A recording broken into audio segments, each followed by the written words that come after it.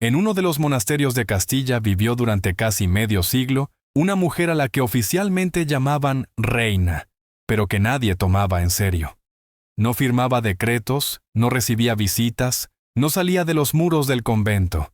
Sin embargo, estaba custodiada como una jefa de Estado, porque aquella mujer se había convertido en una amenaza para toda la corona española.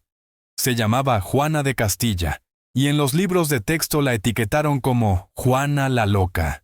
Pero, ¿y si la locura no estaba en ella, sino a su alrededor? Era hija de los grandes reyes católicos, Isabel y Fernando, esposa del heredero del Sacro Imperio Romano Germánico, Felipe el Hermoso, madre de Carlos V, futuro gobernante de Europa, reina legítima de Castilla. Y todo esto, hasta que hizo lo que no se le permite a una mujer en el poder: amar. Tras la muerte de su marido, no permitió que enterraran su cuerpo. Al contrario, exigió que el féretro permaneciera con ella. Lo besaba, hablaba con él, lo mantenía a su lado. Dormía en la misma habitación. No permitía que ninguna mujer se acercara a los restos. Y según los rumores, se negaba a aceptar el hecho mismo de su muerte. Por esto la consideraron loca. Pero los historiadores todavía debaten. ¿Había un diagnóstico clínico en su comportamiento, o fue una reacción al amor, la traición y la soledad forzada? En este vídeo narraremos el trágico destino de Juana de Castilla, una mujer a la que se le permitió dar a luz herederos, pero no tener deseos. Una mujer que fue mantenida bajo llave porque no temían su locura, sino su memoria. Una mujer que permaneció casada con un muerto, no porque hubiera perdido la razón, sino porque era la única viva en un mundo de juegos políticos y cálculos dinásticos. ¿Quién fue Juana la Loca? ¿Una reina con una enfermedad mental o una mujer quebrada por el amor y traicionada por su propia familia? Juana nació en 1479 en Toledo, en el centro de una Nueva España que en ese momento apenas comenzaba a unirse pieza por pieza. Sus padres, Isabel I de Castilla y Fernando II de Aragón, pasaron a la historia como los reyes católicos, unificadores del país, que expulsaron a los moros e inauguraron una era de intolerancia religiosa. Pero, ante todo, eran gobernantes para quienes sus propios hijos eran instrumentos de diplomacia. Juana era la tercera en la línea de sucesión y nunca fue considerada como heredera. Un hermano mayor, una hermana mayor, fuertes lazos dinásticos. Todo indicaba que su tarea era casarse ventajosamente y no estorbar más. Por eso, desde pequeña, no la prepararon para el poder, sino para la sumisión. Recibió una educación brillante. Leía y escribía con fluidez en latín, sabía francés y estudió retórica, teología y música. Fue inteligente desde niña, incluso demasiado. Sus tutores se quejaban de que tenía una mente aguda, una voluntad fuerte y una emotividad excesiva. Desde el punto de vista religioso, fue educada en una atmósfera de disciplina estricta, ayunos, penitencias, castigos corporales, un catolicismo riguroso. Cualquier sensibilidad era una señal de debilidad. Cualquier resistencia, una sospecha de herejía. Y aunque formalmente seguía siendo una princesa, en la práctica su libertad estaba limitada por un control incesante. Aprendió a ocultar sus emociones desde muy joven. No confiaba en nadie, y como suele ocurrir en las familias donde el amor es sustituido por el deber, necesitaba desesperadamente una cercanía que nadie estaba dispuesto a darle. Ni su madre ni su padre la veían como una persona, solo como un activo, un elemento de una alianza, un instrumento político. Pero todo cambió cuando la casaron, y por primera vez en su vida, Juana sintió no el deber, sino el deseo. En 1496, cuando Juana cumplió 17 años, fue enviada a la lejana Borgoña para casarse con Felipe de Habsburgo, apodado el Hermoso. Se trataba de una alianza dinástica que unía dos poderosas casas, los Trastámara españoles y los Habsburgo austriacos. El matrimonio no se celebró por simpatía, sino por el equilibrio estratégico en Europa. Nadie le pidió su consentimiento a Juana. La embarcaron en un barco y la enviaron hacia su nuevo destino. Pero, en contra de lo esperado, a primera vista surgió entre ellos una pasión. No fingida, no teatral, sino casi enfermiza. Según los testimonios de los cortesanos, Felipe rompió todos los protocolos. El día de su llegada, insistió en una boda inmediata, sin ceremonias aplazadas. Se casaron casi de inmediato, y esa misma noche, comenzaron a vivir como marido y mujer. Para Juana, esto fue una explosión. Nunca la habían tocado con ternura.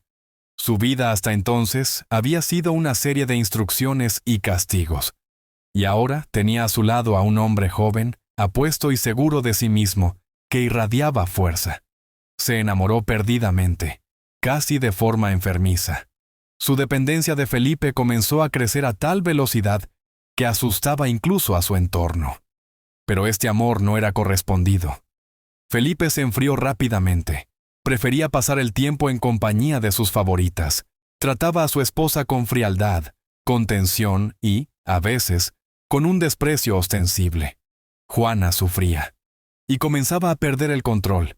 Organizaba escenas de celos, registraba las habitaciones de las damas de honor. Llegaba a tener ataques de histeria. Una vez, le cortó el pelo a una de las mujeres de la corte con sus propias manos, sospechando que tenía una aventura con su marido. La corte estaba escandalizada. Los Habsburgo comenzaron a dudar de su cordura. Pero todo esto no era locura, era desesperación. Nadie le había enseñado a defenderse, a vivir si era rechazada. No sabía ser indiferente, y no quería. Y entonces decidió, si él no estaba con ella en vida, que estuviera con ella en la muerte. En 1506, Juana tenía 26 años. Ya había dado a luz a 6 hijos. Había soportado humillaciones interminables en la corte. Y su matrimonio, a pesar de la pasión, se había convertido en una tortura unilateral. Pero ella todavía se aferraba a Felipe. En él no solo había amor, sino también un sentido, y el poder que no le daban sola.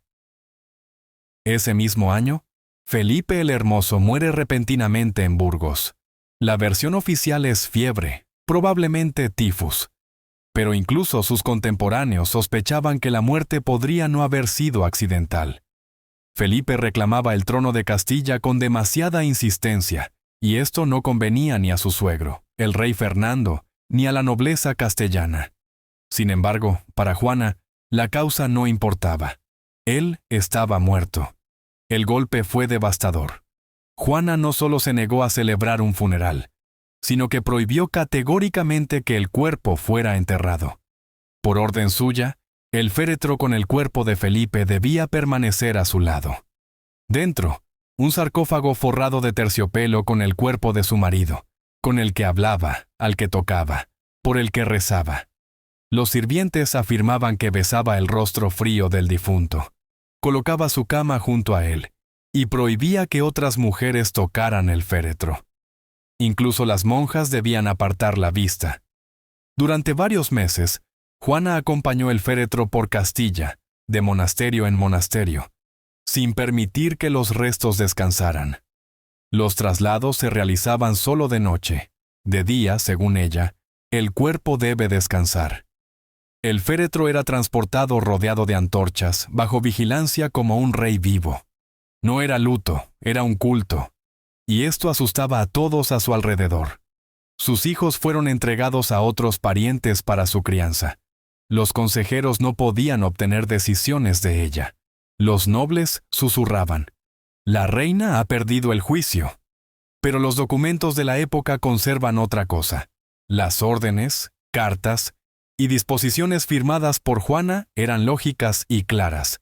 Sabía lo que hacía. Simplemente no quería soltar al muerto, porque los vivos la habían traicionado.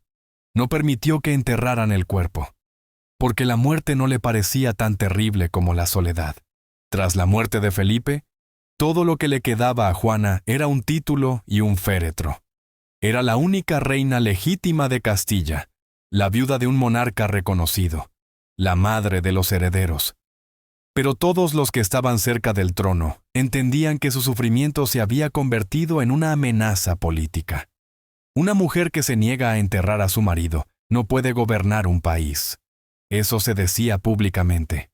Pero en realidad, no se trataba de locura, sino de poder. El primero en oponerse a ella fue su propio padre, el rey Fernando de Aragón. No quería perder su influencia en Castilla y veía a su hija no como una soberana, sino como un obstáculo. Los rumores sobre su comportamiento anormal se convirtieron en moneda de cambio. Nobles, sacerdotes, cortesanos, todos de repente comenzaron a decir que la reina era inestable. Su aislamiento era cuestión de tiempo. En 1509, 3 años después de la muerte de Felipe, Juana es llevada a la fuerza al monasterio de Tordesillas. Esta decisión se presenta como un acto de cuidado. Es necesario garantizar la tranquilidad y seguridad de la reina.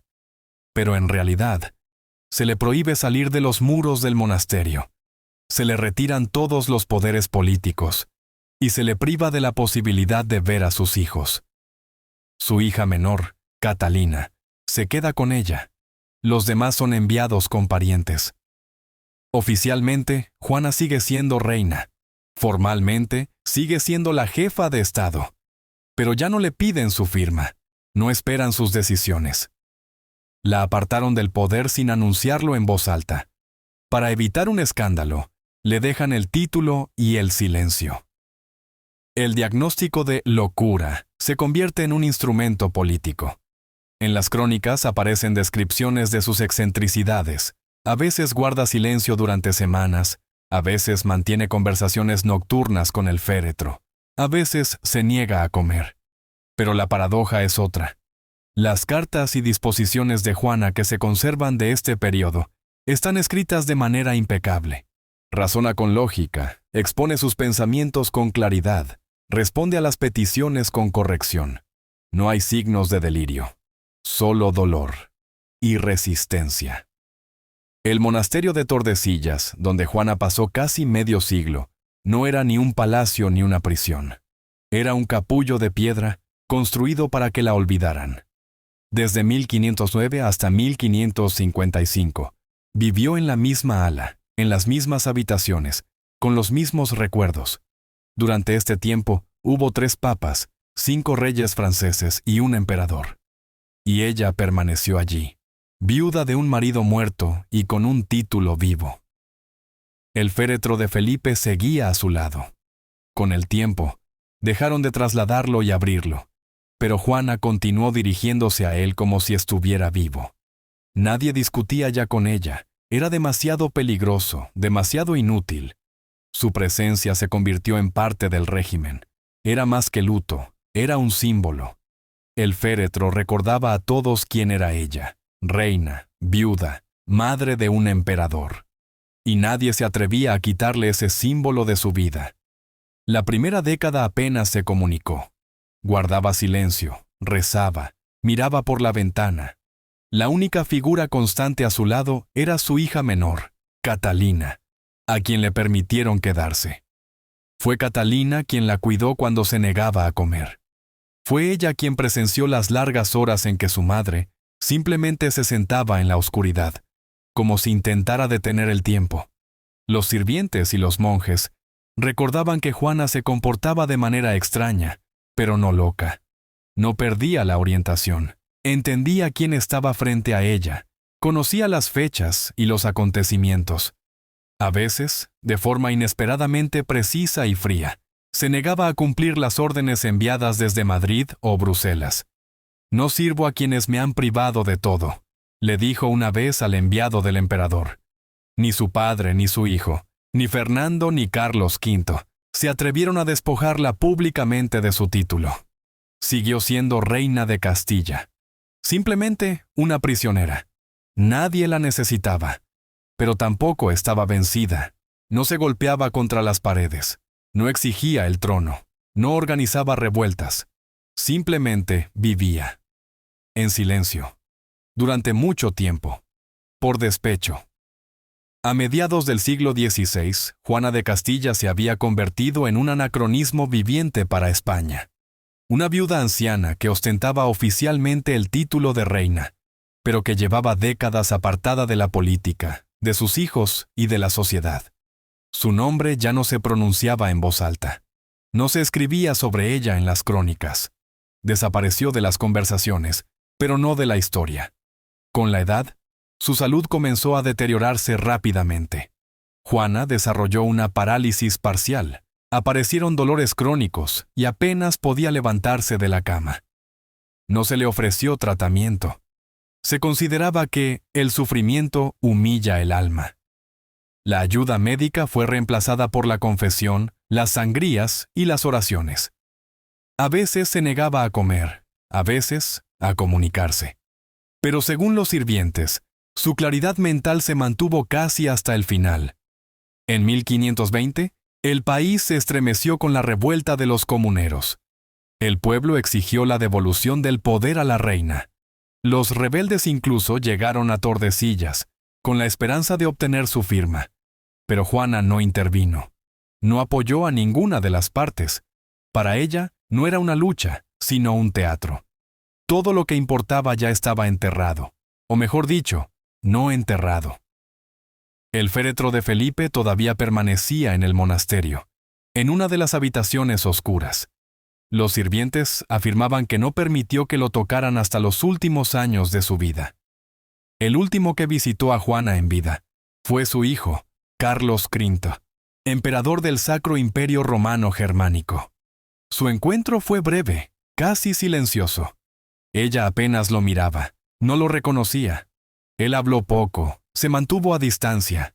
Quizás se avergonzaba, quizás tenía miedo. O entendía que todo lo que había que decir se había ahogado hacía tiempo en años de silencio. Juana murió el 12 de abril de 1555, a la edad de 75 años. Vivió más que todos los que la privaron de su libertad. Fue enterrada en Granada, junto a Felipe.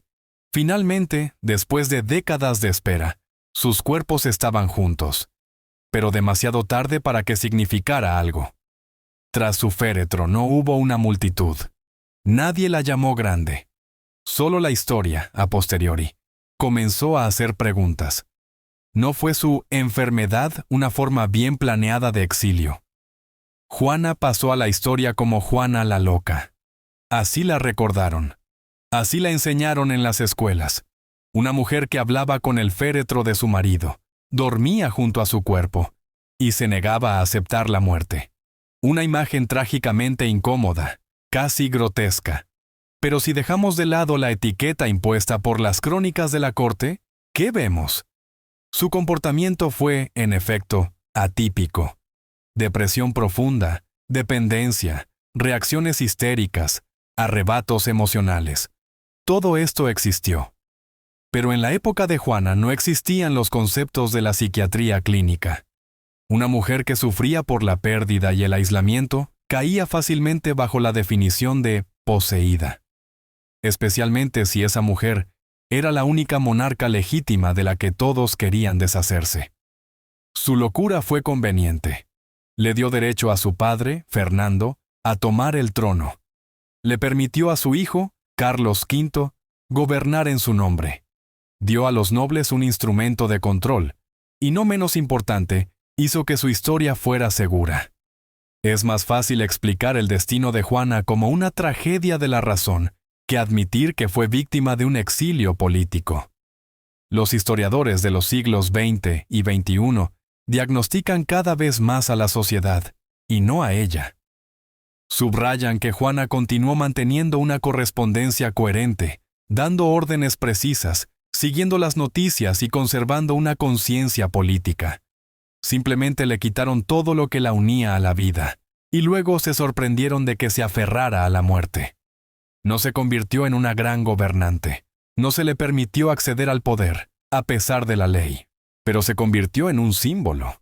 El símbolo de una mujer que no fue comprendida, a la que temían, a la que encerraron, no porque fuera peligrosa, sino porque sentía demasiado.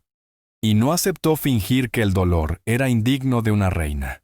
A Juana la llamaron loca, pero, quizás, fue la única que se mantuvo fiel hasta el final. No a la política, no a la corona, al amor.